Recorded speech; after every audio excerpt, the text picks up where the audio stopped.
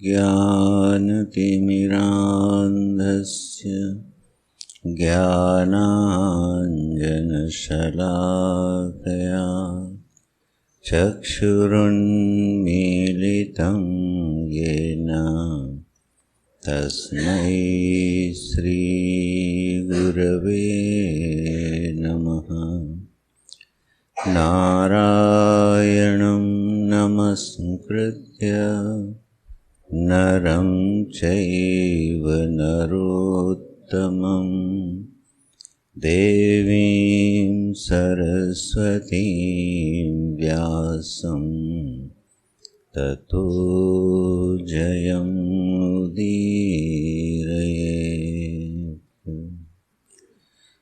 ओम श्री कृष्णाय नमः। ओम श्री सद्गुरु चरण कमलेभ्यो नमः।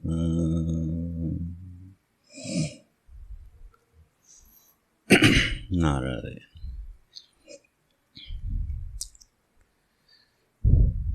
उद्धव जी को भगवान बड़े स्नेह पूर्वक उपदेश कर रहे हैं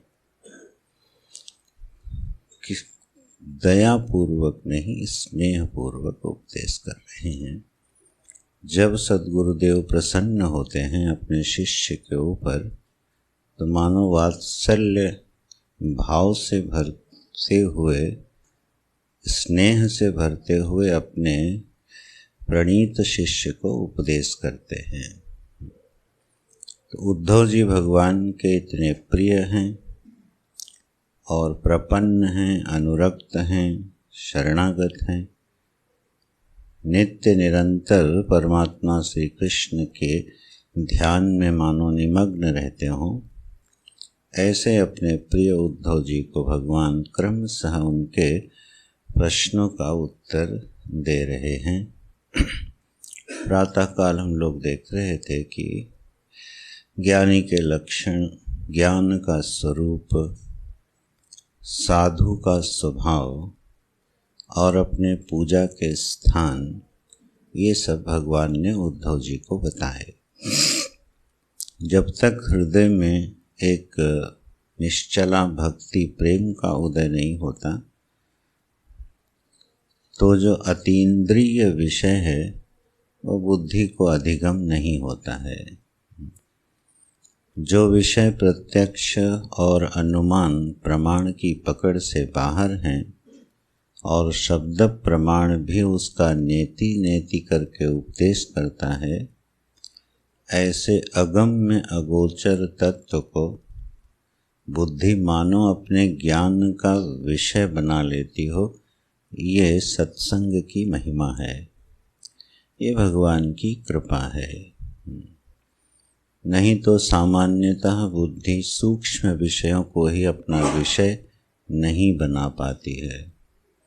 तो ऐसा प्रभु, ऐसा परमात्मा जो न स्थूल है न सूक्ष्म है, महान से भी महान है, अणु से भी अणु है, दूर से भी दूर है, पास से भी पास है, इस तरह का जो श्रुति प्रमाण से शब्द प्राप्त होते हैं, उसी का आश्रय लेके यह निर्मल बुद्धि उसको स्पर्श कर लेती है, उस अनुभव को स्पर्श कर लेती है, ज्ञान विज्ञान में बदल जाता है। इसलिए विचार मार्ग का साधक हो, चाहे भक्ति मार्ग का साधक हो, श्रद्धा और विश्वास की वैसाखियों के सहारे ही बुद्धि यहाँ खड़ी हो पाती है। वंदे भवानी शंकरो श्रद्धा विश्वास रूपिणो याभ्यां विना न पश्यन्ति सिद्धाः स्वान्तस्थं आत्म ईश्वरम। जो अपने अंतःकरण में ही स्थित है, कहीं दूर नहीं है, ऐसे अपने अंतःकरण में स्थित उपलब्ध, नित्य उपलब्ध परमात्मा को अपना विषय सा बनाते हुए बुद्धि उसके आनंद में मानो खो जाती हो, डूब जाती हो, विसर्जित हो जाती हो, गल जाती हो। ऐसी ये ब्रह्म विद्या की प्रमा है। उसमें जो उतार चढ़ाव आते हैं, भगवान उन सब विषयों को इस उद्धव गीता में प्रकट करते हैं, उद्धव जी को निमित्त बना के। तो जीवन में साधुता होवे, इसके लिए लगभग 49 गुणों का वर्णन है मेरे ख्याल से। 49 ऐसे दैवीय गुण हैं जो किसी भी मात्रा में जब साधक के हृदय को आलिंगन करते हैं तो वह दिव्य हो जाता है। ऐसे उपदेश करके अब 49वें श्लोक में 49 श्लोक जो है 11वें अध्याय का, उसमें रुचि बढ़ाने के लिए एक बात बोलते हैं कि अथैतत् परमं गुह्यं शृण्वतो यदुनन्दन सुगोप्यम् अपि वक्ष्यामि त्वं मे भृत्यः सुहृत्सखा। उद्धव जी का उत्साह मानो बढ़ा रहे हों। बोले उद्धव सुनो, हे यदुनंदन सुनो, मैं तुमको परम गुह्य और सुगोप्यम अपि अत्यंत सुंदर और गोप्य ज्ञान में तुमको देने वाला हूँ। क्यों? तुम मेरे भृत्य भी हो, सुहृत भी हो और सखा भी हो। 3 संबोधन से उद्धव जी को अपने स्नेह की दृष्टि से देखते हुए मानो भगवान कह रहे हैं, भृत्य हो तुम, हमारे अनुगत सेवक हो, मैं ये बात मैं जानता हूँ। तुम मेरे सखा भी हो। और एक ऐसा संबोधन जो भगवान ने अपने लिए गीता में दिया था वो उद्धव जी के लिए दे देते हैं, तुम सुहृत हो। क्योंकि सुहृत परमात्मा ही होते हैं। ब्रह्मात्मैक्य बोध की प्रक्रिया को सधाना है ना, इसलिए संबोधन भी सुहृत दे देते हैं। नहीं तो परमात्मा को छोड़ करके कोई भी सर्वांश में सुहृत देहधारी हो नहीं पाता जब तक कि वो परमात्मा रूप ही न हो जाए। तो उद्धव जी को बोलते हैं तुम सुहृत हो। ऐसे सुहृत परमात्मा के उद्धव, मैं तुमको गोपनीय बात बताता हूँ। अब जैसे ही शास्त्र में वचन आता है गोपनीय बात बताता हूँ, तो सबके जो है वो आकांक्षा बढ़ जाती है। अब कौन सी गोपनीय बात बताने वाले हैं? राजविद्या राजगुह्यम इदम पवित्रम इदमुत्तमम। मैं तुमको राज विद्या बताता हूँ, राजगुह्यम गोपनीय विद्या बताता हूँ। ठीक है, क्या है भाई इसमें गोपनीयता? मानो उद्धव जी सावधान हो गए, अच्छा क्या बताने वाले हैं प्रभु? तो एक विशिष्ट धर्म भगवान ने यहाँ बताया कि नारोधयति माम योगो न सांख्यम धर्म एव च न स्वाध्यायस्तपस्त्यागो निष्ठापूर्तं न दक्षिणा व्रतानि यज्ञश्छन्दांसि तीर्थानि नियमायमाः यथा वरुन्धे सत्संगः सर्वसंगापहो हि माम्। बोले गोपनीय बात यह है उद्धव, न तो मुझे योग बांध सकता है, न सांख्य बांध सकता है, न धर्म बांध सकता है, न स्वाध्याय, न तप, न त्याग, न इष्टापूर्त कर्म, न बहुत दक्षिणाओं वाले यज्ञ, न व्रत, न यज्ञ, न वेद, न तीर्थ, न नियम और न यम, सारे साधनों का निषेध कर दिया।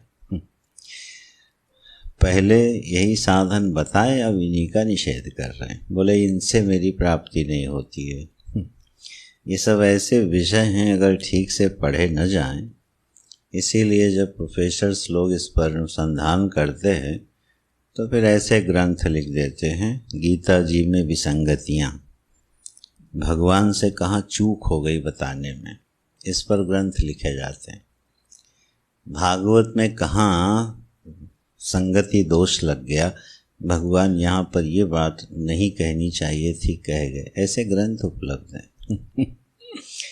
लेकिन वो परंपरा से जब पढ़े जाते हैं तो भगवान वेदव्यास जी की वाणी में किंचित मात्र भी दोष का दर्शन असंभव है, हो ही नहीं सकता। सबकी एक विवक्षा होती है, जब वाक्य बोला जाता है ना तो बोलने वाले की विवक्षा को ध्यान में रख के संगति लगाई जाती है। सारे साधनों का निषेध करके भगवान कहते हैं कि मैं सत्संग से प्राप्त हो जाता हूँ। ठीक है, और इतने दृष्टांत दे दिए हैं कि सत्संग से किसको किसको यह मेरे परमात्मा स्वरूप का बोध हो गया है, तो पूरी सृष्टि की हर प्रजाति को भगवान ने ले लिया, किसी को छोड़ा ही नहीं। या तो धानाः मृगाः खगाः गंधर्वाः अप्सरसः नागाः सिद्धाः चारणगुह्यकाः विद्याधराः मनुष्याः वैश्याः शूद्राः स्त्रियः अंत्यजाः। अब पढ़ते पढ़ते भी थक जाओगे आप। कोई भी सृष्टि में ऐसा बचा नहीं जिसको सत्संग मिला हो और ज्ञान न मिला हो। इस विषय को भगवान विस्तार से बोलते हैं और फिर नाम लेकर के उदाहरण भी देते हैं। वृषपर्वा बलिः बाणः मयदानव विभीषण सुग्रीव हनुमान जामवन गज वणिक व्याध कुब्जा गोपियाँ, ये सब के सब। और एक और मज़ेदार बात ठोक देते हैं, तेना अधीत श्रुति गणा, इन्होंने कभी वेद नहीं पढ़ा, कोई अध्ययन वध्ययन नहीं किया, किसी पाठशाला में ये नहीं गए। ये जैसे ही हम सुनते हैं बड़ा रिलैक्स हो जाते हैं। चलो छुट्टी मिली, अब कुछ नहीं पढ़ना सुनना है। लेकिन विवक्षा समझना, अरे इन लोगों को भगवान ने सीधे सीधे पढ़ा दिया था, सीधे सीधे अपना सत्संग दे दिया था, तो उनको परमात्मा के स्वरूप का बोध हो गया था।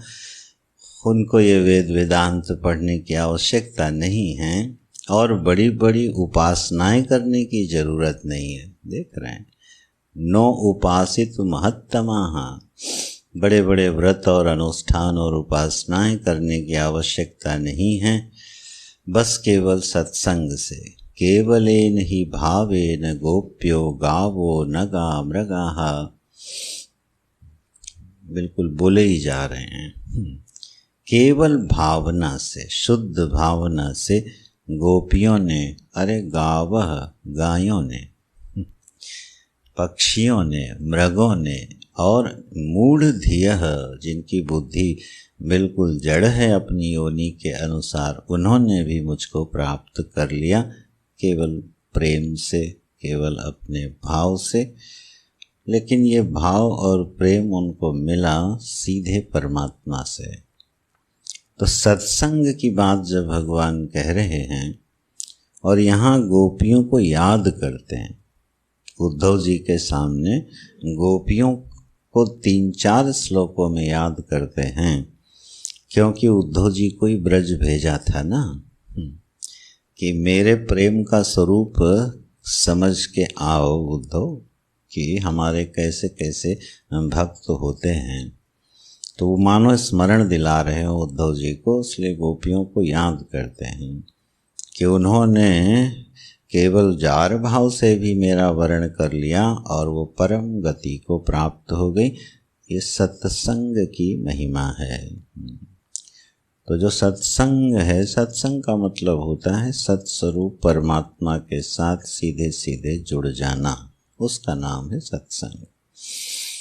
तो जो भी क्रिया और जो भी विचार, जो भी साधना हमको सत्स्वरूप परमात्मा के साथ जोड़ दे। संग शब्द का अर्थ हमने पहले भी कहा होगा, संग शब्द का अर्थ होता है आसक्ति। ठीक है, संग शब्द का अर्थ साथ होना, ये गौण अर्थ है। संग माने होता है आसक्ति, इसीलिए असंग माने क्या होता है? अनासक्ति। असंगता है माना अनासक्ति है, संग माने आसक्ति है।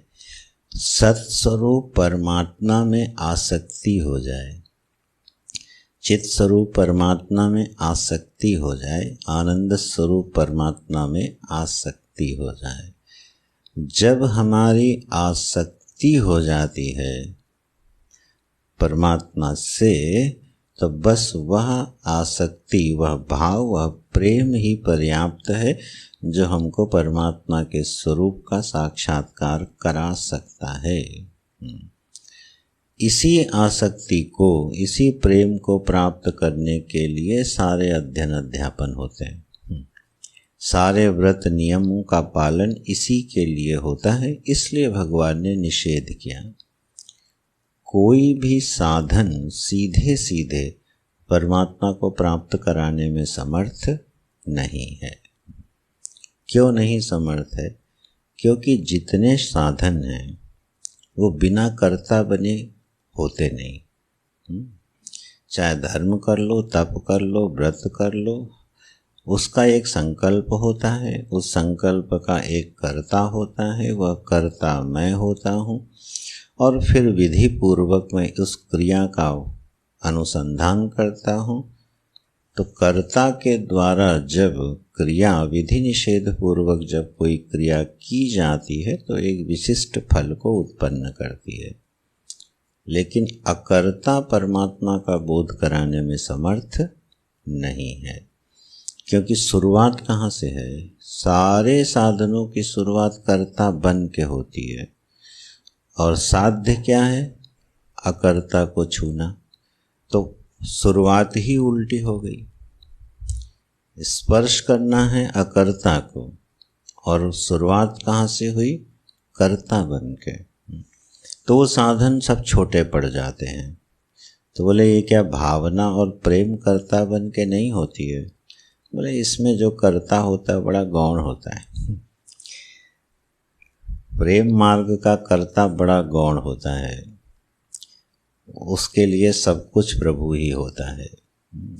सर्वांश में, सर्व क्रिया में, उसके फलों में, सब में वो प्रभु को आगे रखता है। तो उसकी अपनी अस्मिता लगभग शून्य होती है, और तभी सत्स्वरूप परमात्मा में आसक्ति हो सकती है, प्रेम हो सकता है। निदिध्यासन जो है, वह जो साधना है ब्रह्माकार वृत्ति की, वह अन्य साधनों से उसमें भिन्नता क्या है? थोड़ा पढ़ा होगा, मैं स्मरण दिलाता हूँ। वृत्ति व्याप्ति और फल व्याप्ति, ये सुने होंगे दो शब्द। निदिध्यासन की साधना ऐसी है कि इसमें वृत्ति व्याप्ति होती है और फल व्याप्ति नहीं होती है। ये इसका बड़ा अद्भुत वैलक्षण्य है अन्य साधनाओं से, और इसलिए ये साक्षात्कार कराने में समर्थ हो जाती है। पूर्व के सत्संगों में दृष्टांत पर हम लोगों ने चर्चा करी थी कि जब ये विषय उठा कि क्या निदिध्यासन करने वाला कर्ता नहीं होता है क्या? भाई मैं निदिध्यासन कर रहा हूँ, करता हूँ इसी भावना से, तो यह साधन भी होता है। तो फिर इसमें विलक्षणता कहाँ से आ गई? और यह क्रिया क्यों नहीं है? निदिध्यासन कर्म क्यों नहीं है? सगुण उपासना कर्म की श्रेणी में डाल दी है, और निर्गुण उपासना अकर्म की श्रेणी में डाल दी है, जबकि वृत्ति का निर्माण दोनों जगह कर्ता कर रहा है। ठीक है। जब हम भगवान की उपासना करते हैं तो क्या करते हैं? हम अपने मन को सुने हुए परमात्मा का और अपने जीवन में जो उनकी कृपा की, दया की, करुणा की अप्रत्यक्ष अनुभूति से संपन्न जो हमारा हृदय है, वह परमात्मा के विषय में तदाकार वृत्ति बनाता है। तो ये उपासना कहलाती है। और जब मीमांसा होती है तब हमसे ये कहा जाता है कि ये तो उपासना है और इस उपासना का एक फल बनेगा जो फल ब्रह्म ज्ञान नहीं होगा, ब्रह्म बोध नहीं होगा। ठीक है, तो जब निदिध्यासन करते हैं तब क्या करते हैं? कर्तृत्व पूर्वक एक वृत्ति का निर्माण करते हैं। सगुण उपासना में भी कर्तृत्व पूर्वक एक वृत्ति का निर्माण करते हैं। दोनों जगह वृत्ति निर्माण में साम्य है। भेद कहाँ पर है? भेद है ध्येय में। जिससे संबंधित वृत्ति बनाई जा रही है, उपासना में वह अन्य होता है और निदिध्यासन में वह स्व होता है, और इसलिए दोनों में अंतर आ जाता है। निदिध्यासन में जो वृत्ति होती है उसका ध्येय अहम ही होता है, स्वरूप ही होता है, और उपासना में जो वृत्ति बनाई जाती है वो हमसे अन्य गुण गण विभूषित ईश्वर होता है। यहीं से फर्क आ जाता है। ठीक है, बोले इससे क्या फिर वो कर्म नहीं हुआ? बोले नहीं। निदिध्यासन कर्म क्यों नहीं है? क्रिया होते हुए भी कर्म क्यों नहीं? इसको गुरुजी ने बहुत सुंदर समझाया। ऐसे विषय बिना गुरुजनों के खुलते नहीं हैं। आपकी बुद्धि घूम घूम के उलझ जा के रह जाएगी, ये खुल नहीं पाते विषय। गुरुजी ने इसको कितने सुंदर ढंग से समझाया है हम लोगों को कि जैसे मान लो एक सरोवर है और उसमें जल है, जल के ऊपर काई जमी हुई है। ठीक है, तो हमको प्यास लगी है और हम सरोवर की ओर चले।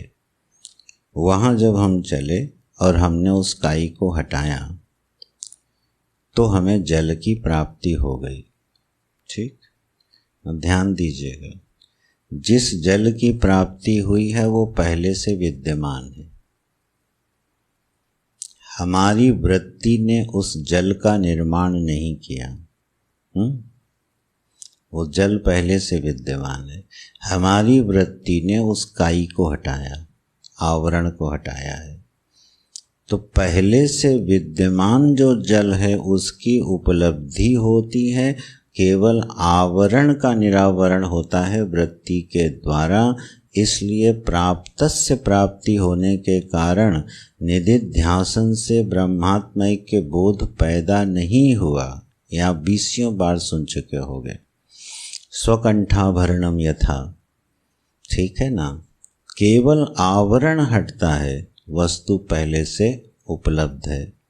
निदिध्यासन क्रिया सदृश होते हुए भी क्रिया क्यों नहीं है? क्योंकि ब्रह्म प्राप्ति उस कर्म का फल नहीं है।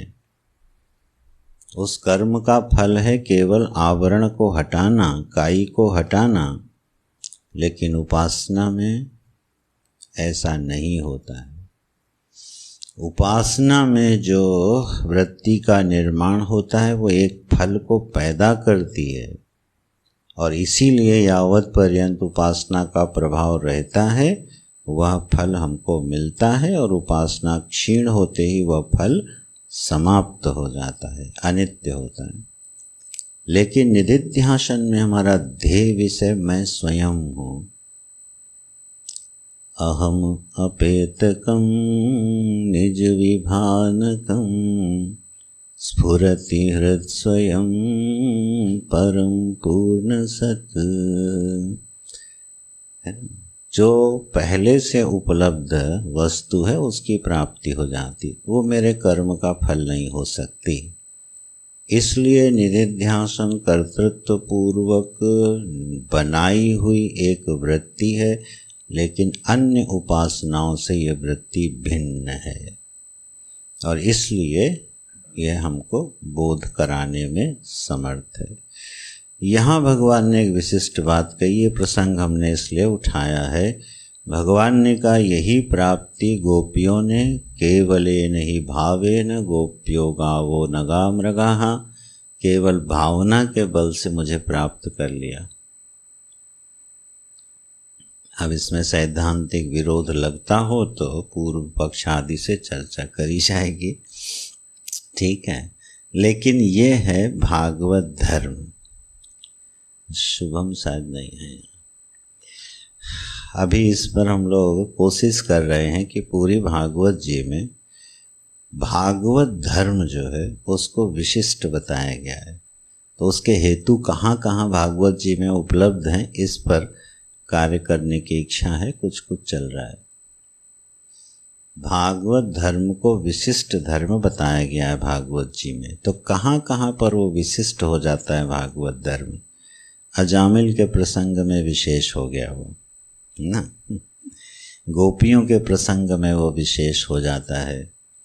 सिद्धांत का खंडन हुए बिना इसकी संगति लगानी है, ये एक विषय है जिस पर चिंतन चलता है। तो यहाँ प्रसंग ये है कि गोपियों ने और भक्तों ने भगवान को सत्संग के बल से ही प्राप्त कर लिया। तो सत्संग का अर्थ पुनः वही ध्यान रखिएगा, जब हमारी आसक्ति जैसे विषयों में है वैसे ही आसक्ति कहाँ हो जाए? परमात्मा में। तो वह आसक्ति ही परमात्मा के स्वरूप का बोध करा देती है, क्योंकि अहर्निश फिर उसी का चिंतन होता रहता है।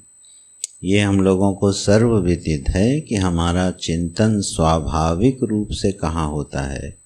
जहाँ हमारी आसक्ति होती है। जिस विषय में हमारी आसक्ति है, हमारा मन बड़ी सहजता से उसका चिंतन कर लेता है और सर्वदा कर लेता है, क्रिया करते हुए भी कर लेता है ना। मान लीजिए हमारी आसक्ति तो बड़ा स्थूल दृष्टांत है। मान लो हमारी आसक्ति एक खूबसूरत घर बनाने में है, प्रबल आकांक्षा है कि एक बंगला बने न्यारा। अब न्यारा बंगला कैसे बनेगा भाई? जितने बंगले बनते हैं सब ईंट पत्थर के तो बनते हैं, उसमें न्यारा क्या है? न्यारा है बनाने वाले की भावना, वो उसको न्यारा बनाती है। वो कुटिया भी न्यारी हो जाती है जिसमें उस बनाने वाले की भावना जुड़ी होती है। खैर, तो अब हमारा वो ड्रीम हाउस मान लो बन रहा है, ठीक है। जब वो ड्रीम हाउस बन रहा है तो आप चाहे ऑफिस जाओ, चाहे व्यापार करने जाओ, चाहे कुछ काम कर रहे हो, बैकग्राउंड म्यूजिक चलता रहता है उस घर का। अच्छा, उसमें ये लगाना है, वो लगाना है। जहाँ गए वहीं देख रहे हैं यहाँ टाइल्स कैसी लगी है, पत्थर कैसे लगा है, टोटी कैसे लगी है। सारी दृष्टि उस समय वहीं रहती है, कौन सी ये सुंदर चीज़ है जो हम ला के लगा सकें। जब अपना वो बन रहा था हॉल, चिन्मय शताब्दी सभागार, उसमें गुरुजी 2 प्रोजेक्ट्स में बहुत इन्वॉल्व हुए, अरुण जी जानते हैं। एक प्रयागराज का मंदिर और दूसरा शताब्दी सभागार। तो उस दिन रात्रि में टहलते हुए बोले ज़रा ऑब्सेस्ड वर्ड जो अंग्रेजी में होता है उसका मीनिंग बताओ। फिर सही मीनिंग के लिए डिक्शनरियाँ भी खोली गई। ऑब्सेस्ड किसको कहते हैं? ये पजेस्ट का बिल्कुल क्या घनीभूत स्वरूप ऑब्सेस्ड बनता है। तो बोले इस हॉल ने मेरे मन को क्या करके रखा है? ऑब्सेस करके रखा है। और ये बिल्कुल सही था। आप जानते हैं, जब तक वो सभागार बन नहीं गया तब तक गुरुजी का ध्यान सिर्फ सभागार में रहता था। उन्हीं की याद आ रही है। आप समझ सकते हो कि दिल्ली में उस दिन शायद शेखर जी भी होंगे, रमन जी थे और हम यहाँ से गए थे। हॉल की कुर्सियाँ सेलेक्ट होनी थी दिल्ली में, है ना। और गुरुजी का स्वास्थ्य बहुत अच्छा नहीं था। सीधे एयरपोर्ट से उतरे और सारा दिन 4 शोरूम में कुर्सियां छाटी गई। 4 शोरूम में गए हैं और पूरा डिटेल, कैसी कुर्सी होगी, कलर क्या होगा, फायर प्रूफ क्या होगी, बजट भी अंडर रहना चाहिए, एक्सेस पैसा नहीं जाना चाहिए। एग्जॉस्ट हो गए हैं शाम तक और कुर्सी फिर फाइनल हुई है। इसको बोलते हैं ऑब्सेशन। ठीक है, तो वो ऑब्सेशन कहाँ था? हॉल में नहीं, गुरुदेव में। हॉल में ऑब्सेस नहीं था मन ऑब्सेस था गुरुदेव में। इसको बोलते हैं प्रेम, इसको बोलते हैं आसक्ति। नहीं, आप कल्पना कर सकते हो गुरुजी बाजार बाजार घूमेंगे? बाजार तो उनके लिए बिल्कुल कभी नाम भी नहीं लेते थे, लेकिन वो प्रेम है कि जो वो काम हो रहा था। ये जो ऑब्सेशन है ये हो जाए कहाँ? अपने स्वरूप में। जब बैठे अरे ध्यान हो जाए, जब घुसे 5 मिनट लगा, अच्छा ये ग्रंथ पलट के एक पंक्ति देख ले, 10 मिनट है, अच्छा चलो यूट्यूब पे कुछ भगवान का कीर्तन लगा ले, कोई सत्संग लगा ले। माने अहरनिश जो है वृत्ति खोजती रहे, किसको? अपने प्रिय को, अधिष्ठान परमात्मा को चिंतन करती रहे। ऐसे भाव से, माने ऐसी आसक्ति जब प्रभु से होती है, तब ये श्लोक घटता है जो भगवान कह रहे हैं, केवले नहीं भावे न। केवल भाव से गोपियों ने, खग मृग और पशु पक्षियों ने भी मुझे प्राप्त कर लिया। यहाँ जितने नाम लिए हैं उन सब का चरित्र आप पढ़िएगा। वृत्रासुर का नाम लिया है, गिद्ध राज का नाम लिया है ना। इन सब में ये भाव प्रवणता थी, भाव वैशिष्ट्य था। तो अब हम लोगों के लिए, साधक के लिए जो चिंतनीय हो जाता है या ध्यान देने योग्य बात होती है वो ये है, क्या हमारे जीवन में वह मंगलमय क्षण अवतरित होने लगा कि जब हमारा ध्यान लोलुप होने लगा, मन जो है ध्यान लोलुप होने लगा, स्वाध्याय लोलुप होने लगा, दर्शन लोलुप होने लगा। वो जो लोलुपता है मन की, वो इधर खींचने लगी है, तब समझिएगा कि भगवान की कृपा जीवन में उतर रही है। स्वधर्म में रुचि हो जाए, 9 दिन नवरात्र के केवल पानी पी के रहने में रुचि हो जाए, ये कोई बड़ी बात नहीं है। इस संदर्भ में ये बड़ी बात नहीं है। मैंने चांद्रायण व्रत किए, मैंने सारे नवरात्र किए, मैं एक भी एकादशी छोड़ता नहीं हूँ, ठीक है, प्रतिदिन अपने स्वधर्म का निष्ठा से पालन करता हूँ, इसका भगवान निषेध कर देते हैं यहाँ पे। बोले नहीं, इतने से मैं नहीं मिलने वाला तुमको, मैं तो तभी मिलूँगा जब तुम ऐसा प्रेम करो। इसलिए इतने दृष्टांत दे दिए, कोई न कोई तो हिट कर ही जाएगा ना कोई न कोई तो हिट कर ही जाएगा। ऐसे इस सत्संग से मेरी प्राप्ति हुआ करती है। उद्धव गोपियों का स्मरण करते हैं, उनको याद करते हैं। अब उद्धव जी ने जब यह सुना तो द्रवित हुए। अब फिर से प्रश्न, और अब की प्रश्न क्या खड़ा कर रहे हैं? प्रश्न ऐसा है कि उसमें प्रश्न है ही नहीं, आपको ढूंढना पड़ेगा। देखिए 16वां श्लोक देखिए 12वें अध्याय का। संशय शृण्वतो वाचम तव योगेश्वरेश्वरः नानिवर्तत आत्मस्थो येन भ्राम्यति मे मनः। बोले भगवान हमको बड़ा संशय हो गया और मेरा मन बड़ा भ्रमित हो रहा है, हे योगेश्वर आप उसको दूर कीजिए। अब देखिए संशय है, संशय का वर्णन है इस मंत्र में कहीं। ये है कि संशय हो गया और सीधे भगवान उत्तर देने लगे। श्री भगवान वाच, संशय क्या है? संशय का उल्लेख ही नहीं है इसमें। तब हमारे टीकाकारों ने बढ़िया इसमें से अर्थ निकाला है, समीचीन अर्थ निकाला है। पूरे प्रसंग को जब आप बिल्कुल भगवान के हृदय से मिला के पढ़ेंगे तो यही शंका अचानक उठ जाएगी जो उद्धव जी के मन में उठी। क्या? बोले प्रभु आपने कहा था कि सारे धर्म मेरे से उत्पन्न होते हैं और तुमको इन समस्त धर्मों का स्वधर्माचरण का पालन करना चाहिए। ये बात पहले बोले और यहाँ बोल रहे हैं तुमको कुछ नहीं करना चाहिए। ये संशय उपस्थित हो गया।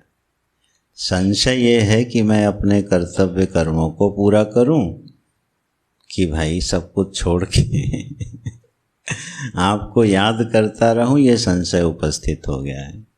ठीक है, और यही संशय है। उद्धव जी के मन की बात पकड़ ली है किसने? टीकाकारों ने। नहीं, यहाँ संशय का उल्लेख ही नहीं है। तो यही संशय है कि अभी आप कह रहे हो कि सारे साधन छोड़ दो, व्रत नियम छोड़ दो। छोड़ ना दो माने उनकी जो इम्पोर्टेंस तुम्हारे जीवन में है वो कम हो जाए। तुम सिर्फ अपने उस वृत्ति और प्रेम पर ध्यान दो। ठीक है, और पहले बोले थे साधु बनो, स्वधर्म का आचरण करो, कर्तव्य कर्मों का पालन करो और फिर निर्मल मन से मेरे स्वरूप का चिंतन करो। तो ये संशय उपस्थित हो गया है कि क्या करे। उत्तर भी जिस तरह का प्रश्न है उसी तरह का अजीब सा उत्तर है। आपको प्रश्न के साथ उत्तर चिंतन से मिलाना होगा कि इस प्रश्न के उत्तर में भगवान कुछ नहीं कह रहे हैं कि तुम ये करो कि ना करो। मैं आपका फिर ध्यान दिलाता हूँ, जब तत्व की मीमांसा होती है तो हमारा ध्यान व्यवहार पक्ष से हट जाना चाहिए। बस व्यवहार पक्ष के संशय तत्व के चिंतन में बड़े प्रतिबंध बनते हैं। ठीक है, उसका भगवान यहाँ बिल्कुल मर्दन कर देते हैं। जिस समय मैं तत्व मीमांसा कर रहा हूँ उस समय मेरी उपाधि क्या है? मैं केवल जीव हूँ। और मेरा लक्ष्य क्या है? उसका बाध करना, अपने आप को ख़त्म करना। जब स्वधर्म की व्याख्या गुरु जी ने की है गीता जी में तो उपाधियों के अनुसार की है। मेरे स्वधर्म का निश्चय होता है मेरी कौन सी उपाधि है जिसको मैंने बड़ी दृढ़ता से धारण किया हुआ है, उसी के अनुसार मेरा स्वधर्म निश्चित हो जाता है। मैं पिता की उपाधि से उपहित हूँ तो मेरा स्वधर्म बिल्कुल निश्चित है, परिवार का पोषण करना। तो इस तरह से सैकड़ों उपाधियाँ जीवन में आती हैं जाती हैं और उसी के अनुसार व्यवहार होता है, वही हमारा स्वधर्म बनता है। उसी की व्याख्या में गुरुजी ने बताया, आप लोगों ने सुना होगा, हमारा मुख्य स्वधर्म ये है कि मैं जीव हूँ। अब जीव जो है वो किसी का संबंधी नहीं होता है ना। जीव से जीव का कोई संबंध सिद्ध होता है? कभी नहीं हो सकता। जब तक जीव कार्यकरण संघात की उपाधि को स्वीकार करके अन्य उपाधियों का आरोप ना कर ले, आप जगत के साथ संबंध स्थापित कर ही नहीं सकते हो। जीव का जगत के साथ संबंध सिद्ध नहीं होता, क्योंकि जीव ईश्वर का क्या है? अंश है, अंश इव अंश है। तो जो ईश्वर का अंश एव अंश है उसका संबंध जगत से सिद्ध ही नहीं हो सकता।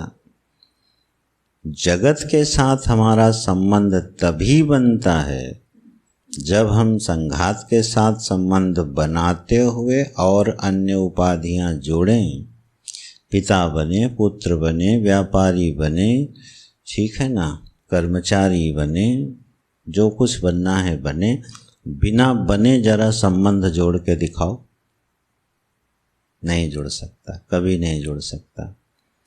तो अगर हमने अपनी पहचान सिर्फ ये बनाई कि मैं जीव हूँ, कोई संबंधी बचेगा? कोई नहीं बचे। फिर एक ही संबंधी बचेगा हमारा, और उसका नाम होगा ईश्वर। ईश्वर अंश जीव अविनाशी, चेतन अमल सहज सुख राशि।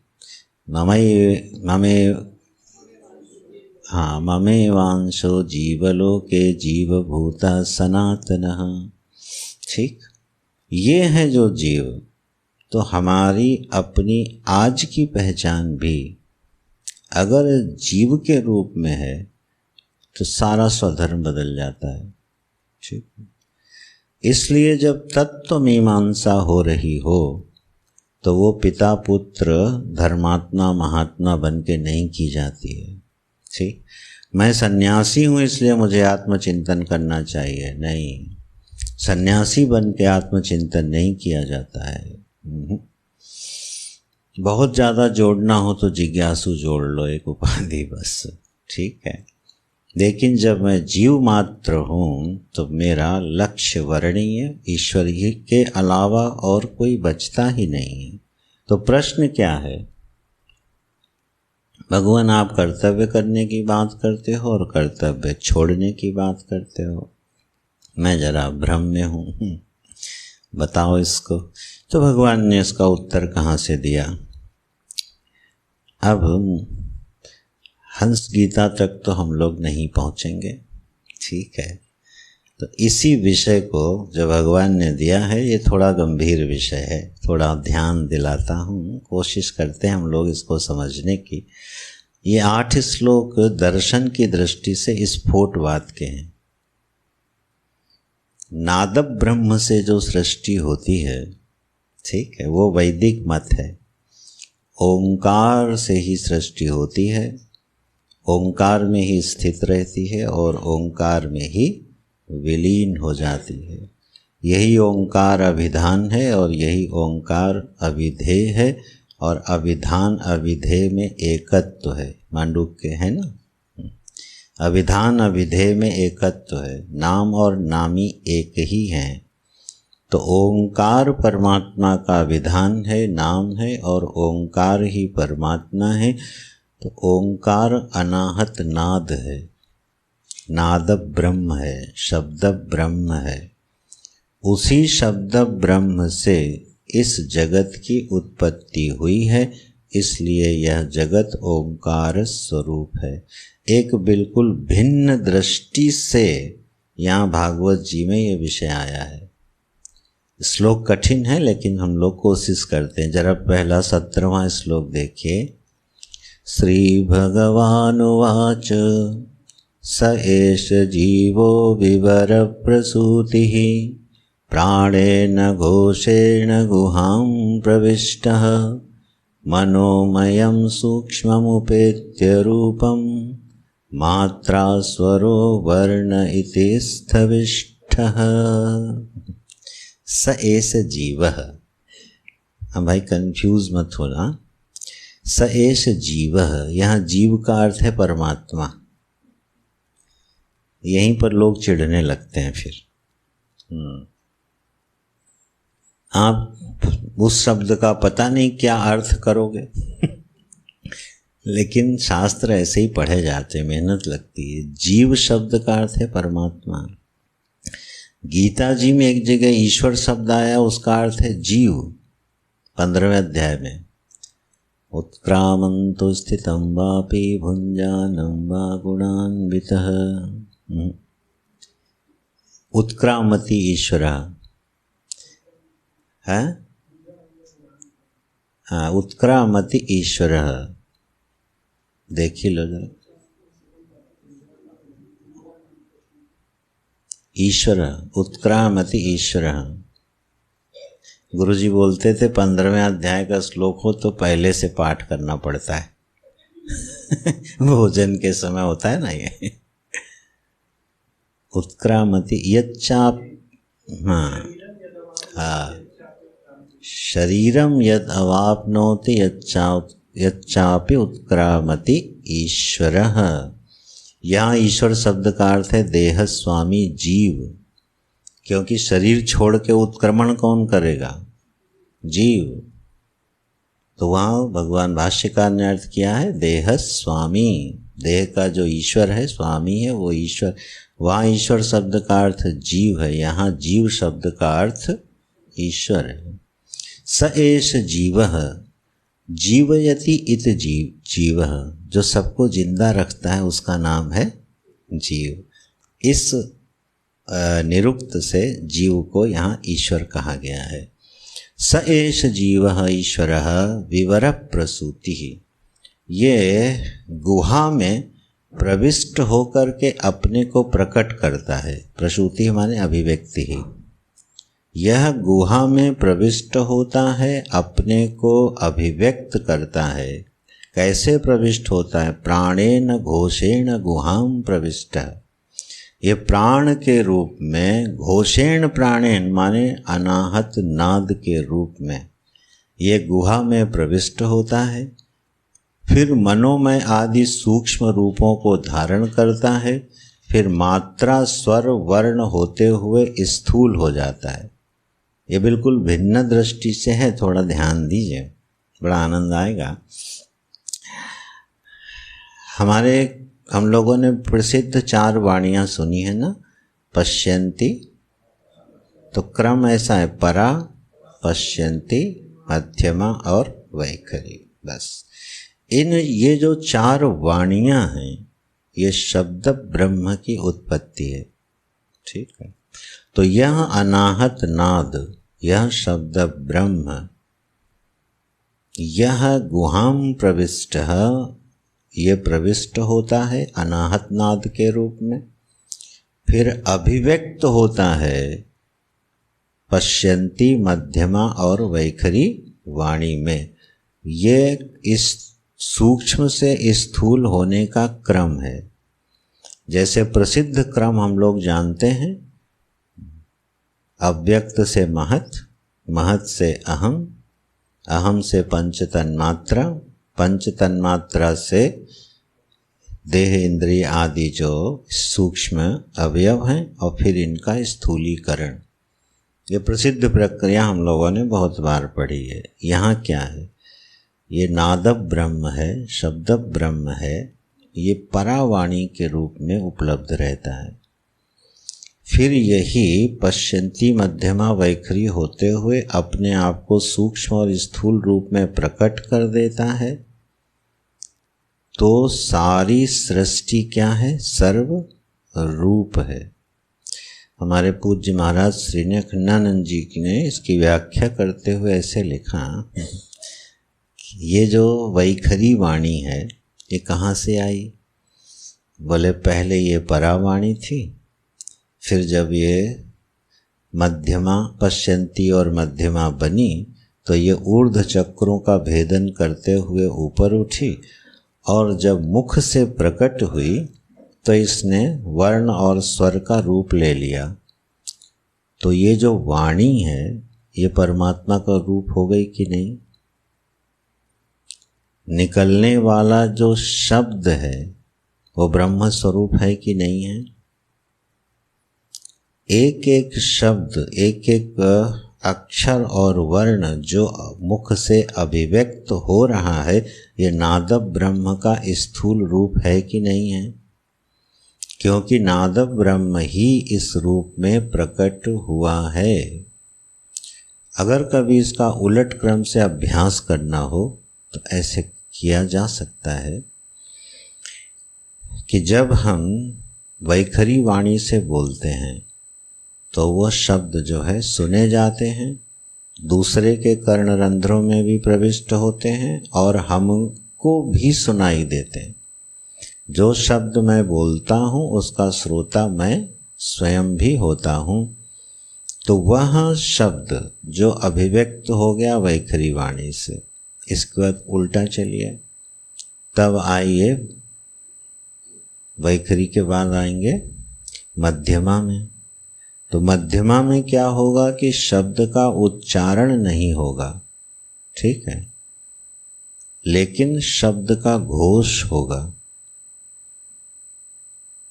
जैसे हम मन में बोलते हैं, जब हम जप कर रहे हो तब इसका अनुसंधान कीजिएगा।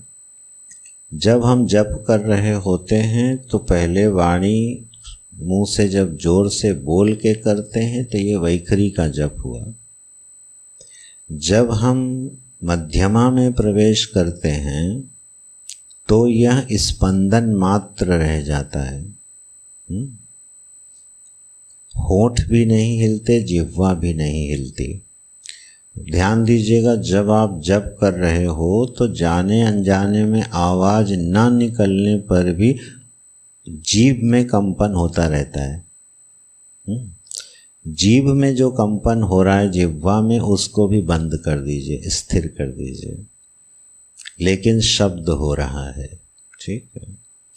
फिर वही केवल शब्द जब बुद्धि के साथ तादात्म्यपन्न हो जाए तो पश्यंती वाणी, मन के साथ तादात्म्यपन्न हो जाए तो मध्यमा वाणी। इसको मैं कैसे और अधिक स्पष्ट करूं? जब कर रहे हैं मान लो, और वह जब हमारे मन में चलना शुरू हो गया तो ओम नमो भगवते वासुदेवाय, अब ये बोल के किया जा रहा है। इसके बाद बोलना बंद हो गया, ओष्ठ का कंपन भी बंद हो गया, जिह्वा का कंपन भी बंद हो गया। अब ये रहा मन में। अब मन में जो रहा तो वो पश्यंती और मध्यमा दोनों विभाग कैसे करोगे आप? क्योंकि जब मन में चला गया जब, तो उसका रूप एक ही होना चाहिए, लेकिन एक को मध्यमा एक को पश्यंती कब कहते हैं?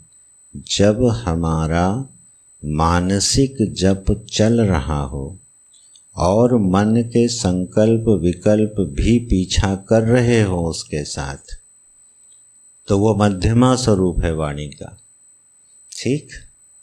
माने मुंह बंद है, आवाज भी नहीं आ रही है, पूर्णतया जप मानसिक हो गया, लेकिन उस मन में भी संस्कारा अनुसार दूसरे शब्दों की भी उत्पत्ति होती जा रही है, वह मध्यमा है। तो ये मनोमय कोश के साथ जब तादात्म्य करती है वाणी तो मध्यमा, जब विज्ञानमय कोश के साथ वाणी तादात्म्य करती है तो पश्यंती हो जाती है। माने जब विवेक प्रधान हो गया, मन के दूसरे स्पंदन शांत हो गए, तो प्रतिरोधी या विजातीय शब्द ध्वनि मन में से समाप्त हो गई, तो वो जब पहुंच गया कहाँ? पश्यंती में पहुंच गया। और ध्यान रखिएगा, फिर यही जब आनंदमय कोश के साथ तादात्म्यपन्न होता है तो कहाँ चला जाता है? परावाणी में। सिर्फ आनंद अवशिष्ट रहता है, आनंद ब्रह्म की अभिव्यक्ति होने लगती है जप में, क्योंकि अब वो आनंदमय कोश के साथ जब वो शब्द ध्वनि का तादात्म्य हुआ तो मानो अनाहत नाद के साथ एकीभूत हो गया। तो जप में आनंद की अभिव्यक्ति तब होती है जब हमारा जप परावाणी की ओर उन्मुख हो जाए, पश्यंती में भी उन्मुख हो जाए तो एक दिव्यता का जन्म होता है। और इसी को ध्यान में रख के गोस्वामी जी ने एक सुंदर पंक्ति लिखी है, नाम प्रसाद सोच नहीं सपने, और आगे क्या बोले? फिरत स्नेह मगन सुख अपने। नाम के प्रसाद का को तुम स्वप्न में भी नहीं सोच सकते हो। ये किस वाणी की बात कर रहे हैं? ये परावाणी के जप की बात कर रहे हैं। फिरत स्नेह मगन सुख अपने, अपने मानो निजानंद के आनंद में डूब करके वो फिर रहा है। कहने का ढंग देखो आप, ये किसका प्रसाद है? नाम प्रसाद है ये। तो ये जो चार वाणियां हैं, इन चार वाणियों का ही मूर्त अमूर्त रूप जगत है, ये स्फोटवाद है। ये शैव दर्शन का सिद्धांत है। अभिनव गुप्ताचार्य इसके आचार्य हैं और यह वैदिक मत है। इसका वर्णन भागवत में भी है और उपनिषदों में भी है और विस्तार से वर्णन है इसका। तो ये भी एक बड़े सुंदर अभ्यास का विषय हो सकता है जो भगवान ने यहाँ उठा दिया। आप ये दृष्टांत भी देंगे इसको, तो इस पर और थोड़ा ध्यान दे दीजिए। अव्यक्त से महत आया, महत से अहम आया और अहम से आकाश आया। इस क्रम में ये चारों वाणी के ही स्वरूप हैं। अव्यक्त परावाणी का स्वरूप है, महत पश्यंती वाणी है, ठीक, अहम मध्यमा है, समष्टि अहम, और उससे उत्पन्न होने वाला आकाश वैखरी है। ये शब्द क्रम से जो सृष्टि का प्रारूप है, ठीक है, ये है। ये ध्वन्यात्मक है, शब्दात्मक है सृष्टि, ओंकारात्मक है सृष्टि। तो ध्वनि के ही, शब्द के ही तारतम्यक रूप है इस सृष्टि का स्थूल होना और सूक्ष्म होना। इस तरह से बहुत चिंतन है शास्त्रों में कि सृष्टि ध्वन्यात्मक, ओंकारात्मक, शब्दात्मक कैसे है। यहाँ भगवान क्यों प्रसंग उठाए हैं वो बताते, इसलिए प्रसंग उठाए हैं कि यहाँ सब कुछ ओंकारात्मक है। इसलिए सर्व रूप में कौन है? परमात्मा ही उपलब्ध है। सर्वात्मा के रूप में वही है, सर्व रूप में भी वही है। इस बात को आप चाहे इधर से समझो, चाहे उधर से समझो, चाहे कहीं से समझो, जहाँ पे बुद्धि सूट कर जाए जिस विचार में, उसे समझ लो। इसी को दृष्टांत से समझा रहे हैं। यथा नलः खे नील बंधुरुष्मा बलेन दारुण्यधिमथ्यमानः अणु प्रजातो हविषा समिध्यते तथैव मे व्यक्तिरियं हि वाणी। अब विज्ञान वालों को भी थोड़ा मजा आएगा इसमें। यथा अनलः खे अनिल बंधु, जैसे अग्नि है, आकाश में जो सर्वव्यापी अग्नि है उसका बंधु कौन है? अनिल, वायु। अनिल उसका भाई है। अच्छा, ये भाई साहब क्या करते हैं? बोले ये आकाश में घर्षण उत्पन्न करते हैं और व्यापक अग्नि को प्रकट कर देते हैं। दृष्टांत देखिएगा। जो सर्वव्यापक अग्नि है, अव्यक्त है, इंद्रिय गोचर नहीं है, ये दृष्टांत लिया है। उसको जो अनिल बंधु, जो उस अग्नि का बंधु वायु है, वह वायु घर्षण उत्पन्न करता है, उससे बनती है ऊष्मा। और जब वो बलपूर्वक बढ़ती हैं तो मानो जैसे अग्नि में, एक काष्ठ में वो क्या होने लगी? प्रज्वलित होने लगी। तो पहले अणु प्रजातो, चिंगारियाँ पड़ती हैं, फिर हविषा, हविष्य पड़ने से वो समृद्ध अग्नि बन जाती हैं। इस तरह से व्यापक अग्नि कैसे स्थूल होती है, ये दृष्टांत है। दृष्टांत क्या है? ओंकारात्मक ब्रह्म कैसे स्थूल हो जाता है। सर्वव्यापक परमात्मा, अचिंत्य परमात्मा, ओंकार स्वरूप परमात्मा कैसे यह सृष्टि का रूप धारण कर लेता है, उसकी ये प्रक्रिया है। जैसे सर्वव्यापक अग्नि अनिल की सहायता से क्या हो जाती है? प्रकट होना शुरू हो जाती है और फिर काष्ठ आदि की उपाधि में समृद्ध अग्नि हो जाती है। अब ठीक इसी तरह से यह पूरा कार्यकरण संघात ऐसे ही प्रकट हो गया। तो शब्द, स्पर्श, रूप, रस, गंध, 5 विषय, 5 इंद्रियां, उनकी क्रियाएं, ठीक है, उनके सूक्ष्म रूप, संकल्प, विकल्प, ये सब अगले श्लोक में वर्णन है।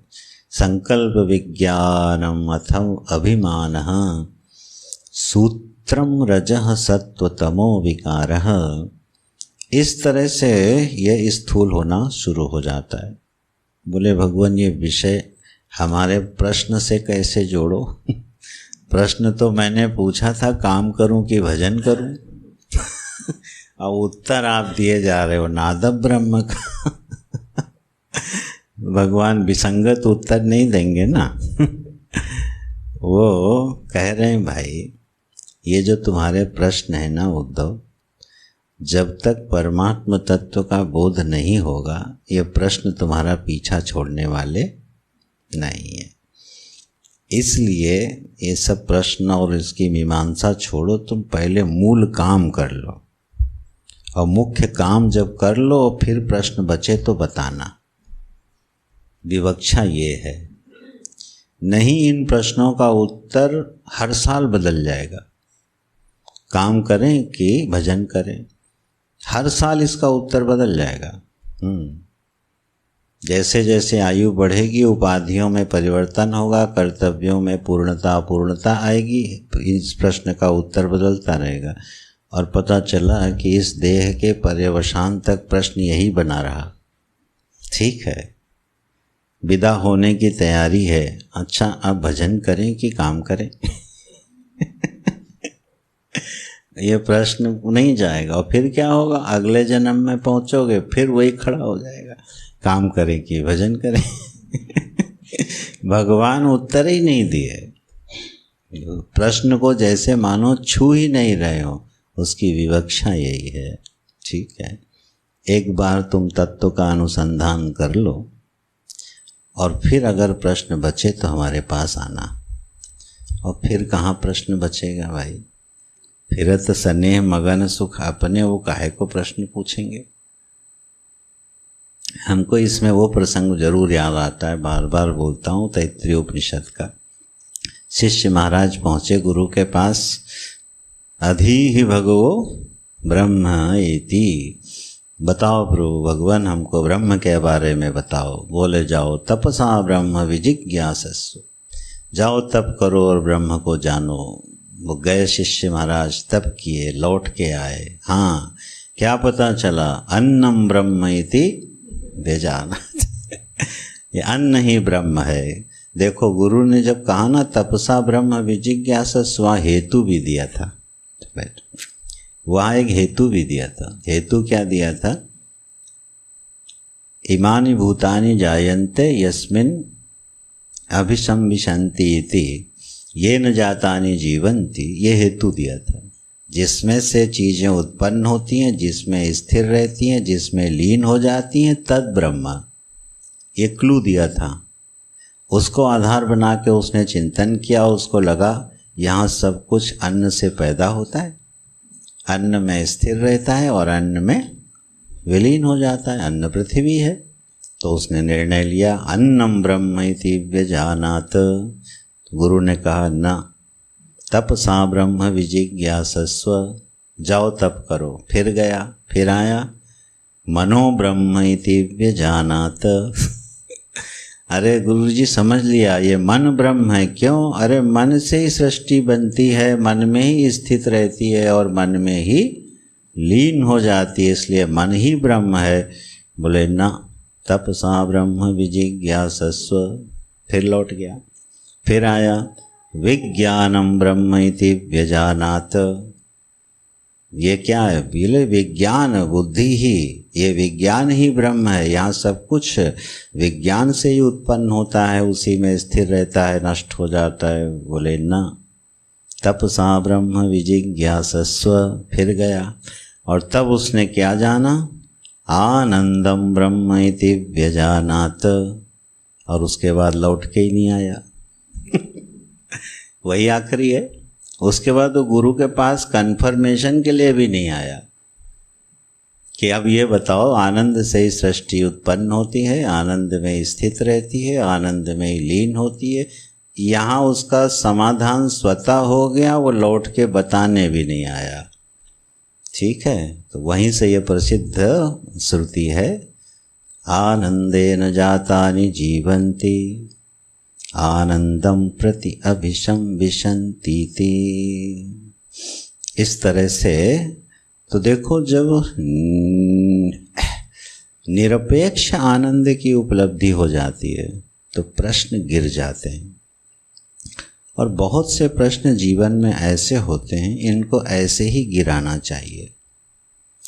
जब पुरुषार्थ और प्रारब्ध का, कर्तव्य और प्रवृत्ति और निवृत्ति का प्रश्न छूटे ना, तो उसको छोड़ देना चाहिए, प्रश्न ही छोड़ देना चाहिए और तत्व का अनुसंधान करना चाहिए। अपने जीवन में भक्ति बढ़ानी चाहिए और प्रश्न अपने आप गिर जाएगा।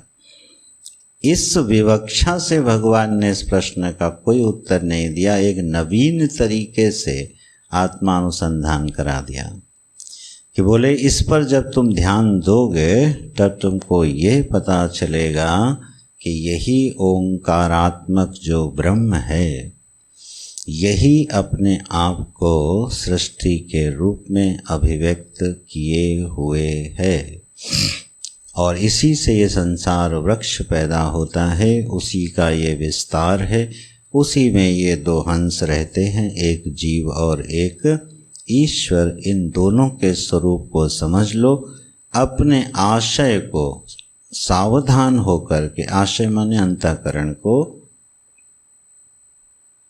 सावधान होकर के असंग शस्त्र से काट करके अपने स्वरूप में अवस्थित हो जाओ। ये उत्तर भगवान ने दिया है। तो यहाँ जो प्रक्रिया आई है उसमें अगर किसी को रुचि हो तो जप के सहारे इसको अभ्यास किया जा सकता है। दर्शन की दृष्टि से भले हम और आप इसका बहुत चिंतन न करें, वो दार्शनिकों का काम है, लेकिन जो इसका फलित अर्थ है वो संभाल के रख लेना चाहिए।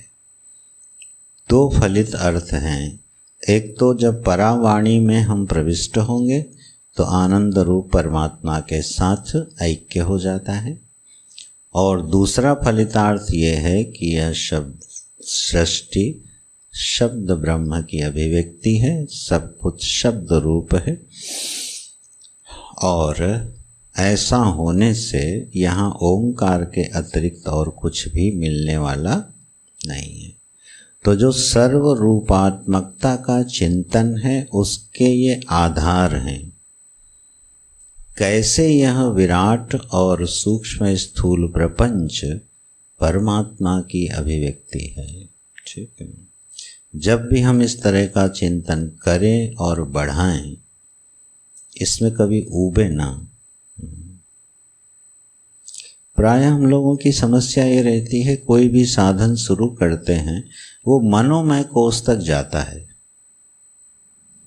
और उसके पीछे वो मन 50 विकल्प खड़े किए रहता है। इससे ऊपर जल्दी आदमी निकल नहीं पाता। चाहे पूजा कर रहा हो, ध्यान कर रहा हो, उपासना कर रहा हो, व्रत कर रहा हो, वो मनोमय कोष तक ही गति हो पाती है। वहाँ एक कोई ना कोई विकल्प खड़ा रहता है, तो वो विज्ञान में कोष में और अंतरंग प्रवेश नहीं करने देता है। ठीक, इस अभ्यास को बहुत अंतर्मुखी होकर देखे और जिस समय जो काम करना है विकल्प रहित तो होके करे तो विज्ञान में प्रवेश है।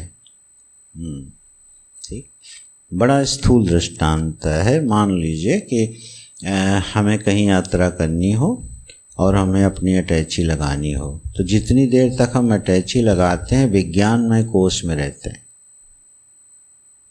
कभी ध्यान देना, एक के बाद एक थॉट आता जाता है, इम्प्लीमेंट होता जाता है। ये रख लो, ये रख लो, ये रख लो, ये रख लो, ये रख लो। इतना परफेक्ट सीक्वेंस होता है उसमें। कभी कभार विकल्प आते हैं एक आध सामान को लेके, तो उस समय आप बिल्कुल एब्जॉर्ब रहते हो जिस समय अटैची लग रही होती है। वो स्थिति विज्ञान में कोष में है। और जो खुद अटैची न लगाता हो, जिसकी दूसरे अटैची सेवा में लगती हो, लगाने वाला कंफ्यूज और जिसकी लगाई जा रही वो भी कंफ्यूज। ये हम अपने अनुभव से बता रहे। चलो कुछ गुरु जी का स्मरण किया जाए। गुरुजी की अटैची अम्मा लगाती थी। तो अब वो इतनी परफेक्ट ट्यूनिंग हो गई थी कि जो अटैची लगनी है, जैसी लगनी है जिस यात्रा में, वो बिल्कुल वैसी लगती थी। तो गुरुजी बिल्कुल आश्वस्त रहते थे। और जब यात्रा में जहाँ पहुँचे, मान लो वहाँ अम्मा नहीं, प्रायः नहीं होती थी, वहाँ हम लोग होते थे, वहाँ गुरुजी को भी कंफ्यूज किए रहते थे और हम भी कंफ्यूज रहते थे और कुछ ना कुछ छूट जाता था। यह है तुम्हें अनुभव मनीष की नहीं? सीमा अम्मा से पूछना कि वो जैसे ढंग से अटैची लगनी है, 1000 बार देखने के बाद भी नहीं लगती थी। फिर धीरे से पूछ रहे गुरुजी ये, गुरुजी ये। बाद में वो करते क्या थे पता है? रात में बैठते थे और खुद पलंग पे बैठ गए, अटैची खुलवा दी। हाँ भाई ये सामान ले आओ, अब ये ले आओ, अब ये ले आओ। अच्छा, पहले लगवा देते थे और बाद में उसको खोल देते थे और फिर लगाते थे। फिर वैसे बताते थे, देखो ये जो धोती है, इसको आधा इधर से आधा इधर से 3 फोल्ड में मोड़ोगे तो सही आएगी अटैची में। ठीक, वो फिर 3 फोल्ड में मोड़ के अटैची में रख दिया जाता था। तो वो कहने का मतलब ये है कि हमारे व्यवहार में भी जो हमारी स्थिति है, अगर वो विज्ञानमय कोश में बनी है तो समझो एक उत्कृष्ट व्यवहार होगा। अगर मनोमय कोश में बनी है तो it will be full of confusion. और छोटी छोटी चीज़ में आप देख सकते हो, नहाना है, अभी नहाएं कि देर से नहाएं, चलो अभी रुक जाते हैं, अच्छा आधा कप चाय और पी लो, फिर थोड़ी देर बाद नहा लेंगे, अरे नहीं नहीं नहीं 9:30 बजे तो किसी ने आना है, नहा ही लो। ये आपकी स्थिति उस समय कहाँ है? मनोमय कोश। जो परफेक्शनिस्ट लोग हैं, चलो नाम ही ले लेते हैं, जैसे रवि जी आए हुए हैं, इनकी 10 मिनट में अटैची लगती है, 10 मिनट में गाड़ी बाहर हो जाती है, कोई विकल्प नहीं, परफेक्ट है उसमें मामला। और हम लोग उलटते पलटते रह जाते हैं। ठीक है, ऑटो से जाएं कि टैक्सी से जाएं, अभी जाएं कि देर से जाएं, किसी भगत को बुलाएं कि न बुलाएं। ये सब मनोमय कोश के व्यापार हैं। So you are in confusion. विज्ञानमय कोश में जब आप प्रवेश करोगे तो व्यवहार बिल्कुल परफेक्ट होना शुरू होगा। और अगर कहीं भगवत कृपा से आनंदमय कोश में प्रवेश हो गया तो उसका व्यवहार प्रकृति करती है, हम और आप नहीं करते। ठीक है, फिर तो उसकी हर क्रिया आनंद की अभिव्यक्ति है। वह अपने आनंद स्वरूप में अविकम्प योग से अहर्निश अपनी मस्ती में बैठा हुआ है। वाणी अपना काम कर रही है, हाथ पैर अपना काम कर रहे हैं, चिंतन अपना काम कर रहा है। सारी प्रकृति के साथ वो बिल्कुल वेल ट्यून्ड है और बहा चला जा रहा है। जैसे एक सूखा पत्ता पेड़ से टूटा तो जैसी हवा चली वो वैसे नृत्य करते हुए मानो बह जाता हो, ऐसा वह ज्ञानी महापुरुष जो अपने आनंदमय कोश का भी अतिक्रमण करके अपने स्वरूपानंद में प्रतिष्ठित है, वह सहज आनंदात्मक अभिव्यक्ति से व्यवहार करता रहता है। तो वो क्या हो जाता है? अधरम मधुरम। कुछ गाई दो भाई। नम मधुरम प्रीतम मधुरम, मधुरम नम मधुरम, मधुराधिपतेरखिलं मधुरम।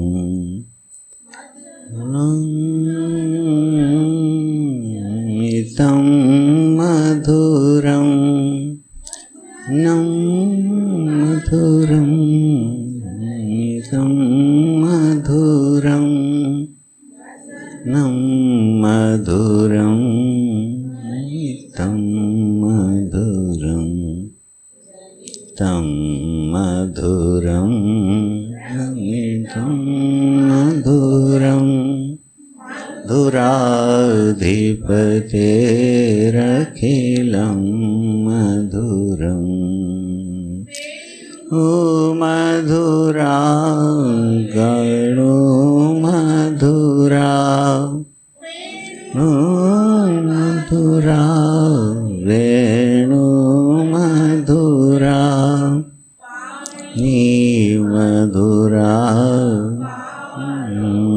मधुरा मधुरं त्यं मधुरं राधिपतेरखिलं मधुरम् राधिपतेरखिलं। बोलो मधुराधिपति भगवान कृष्ण की जय। ये जिन्होंने लिखा है कौन है आचार्य? वल्लभाचार्य जी का है। बड़ा प्रसिद्ध है, मधुराष्टकम है वल्लभाचार्य जी का। इसमें जितनी क्रियाएं हैं वो सब क्या हैं? मधुर हैं। ऐसे ही वो महापुरुष जो परमात्मा के साथ एक ही भूत हो जाता है, उसकी क्रियाएं अधरम मधुरम वाली ही हो जाती। देखने में भी मधुरता, बोलने में मधुरता, सुनने में मधुरता, चलने में मधुरता, बात करने में मधुरता, बैठने में मधुरता, उठने में मधुरता। गुरुजी गुरुदेव के लिए बोलते थे हंस की चाल चलते थे। गुरुदेव, पूज्य गुरुदेव को हंस की चाल चलते थे। ऐसा हो तो हम लोगों ने भी देखा, जैसे हंस की चाल हो, एकदम स्थिर। माने उनकी उपस्थिति एक आभा थी। ये सौभाग्य रहा हम लोगों का कि हम लोगों ने अपनी परंपरा में गुरुदेव का भी दर्शन किया, सामीप्य लाभ भी मिला, अल्पकाल का लेकिन मिला, और गुरु जी का तो दीर्घ काल तक सानिध्य मिला। तो जब इन दृष्टि जाती है तो बिल्कुल एक जैसे आभा मंडल होता है ना, आगमन होता था गुरुदेव का, तो जैसे आश्रम में एक नई जान आ गई हो, ऐसी आभा फैल जाती थी। तो वो अभिव्यक्ति है किसकी? आनंद स्वरूप परमात्मा की। तो जब हमारे जीवन में जितना अधिक आनंद अभिव्यक्त होने लगेगा, उतना हमारी अंतरंगता अपने प्रभु के साथ बढ़ती जाती है। इसी उद्देश्य को लेकर के, इसी विवक्षा को लेकर के भगवान उद्धव जी को यह गीता बड़े प्रेम से सुना रहे हैं। अब ये काफ़ी विस्तार से है उद्धव गीता, आगे के कई अध्यायों तक चलती है। भगवान मौका देंगे तो हम लोग इसको दोबारा से माने आगे फिर पढ़ेंगे। जब जब मौका मिलेगा इसको पढ़ते रहेंगे। ज़रूरी नहीं है कैंप में ही पढ़ें। जब कुछ प्रेमी जिज्ञासु लोगों का प्रारब्ध से यहाँ पर क्या हो जाएगा, समवेत हो जाएंगे, तो उस समय पढ़ने लगेंगे। उसमें क्या है, ऐसा कोई सुयोग आएगा तो इसको आगे देखेंगे। 2 लाइनें सुना दो कुछ। 2 माने 2 ही मत सुनाना यार, ये तो बिल्कुल अजहत लक्षणा का प्रयोग करते हैं। अजहत लक्षणा समझते हैं ना? मैं दोहरा देता हूँ, 1 मिनट बेटा। आइए आइए, अब आपके सामने अमुक अमुक व्यक्ति 2 शब्द बोलेंगे।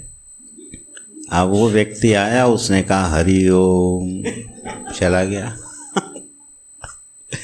अजहत लक्षणा का अर्थ है कि वह अर्थ भी ग्रहण करो, और उसका विवक्षित अर्थ है कि संक्षिप्त भाषण दो, केवल 2 शब्द ना बोलो। अब हम इनसे कहते हैं यार 2 लाइनें सुनाओ, ये 2 लाइन के बाद रुक जाते हैं।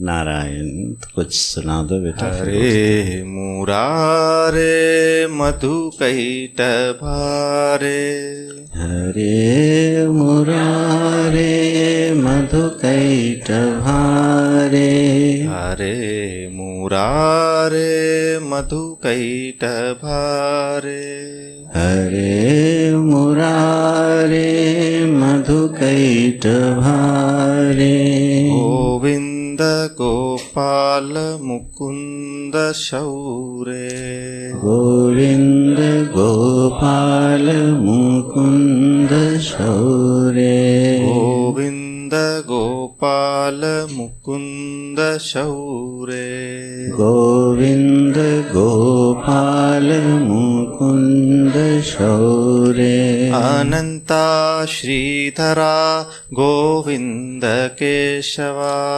अनंता श्रीधरा गोविंद केशवा अनंता श्रीधरा गोविंद केशवा अनंता श्रीधरा गोविंद केशवा मुकुंद माधव नारायणा मुकुंद माधव नारायणा मुकुंद माधव नारायणा मुकुंद माधव नारायणा हरे मुरारे मधुकैटभारे हरे मुरारे मधुकैटभारे गोविंद गोपाल मुकुंद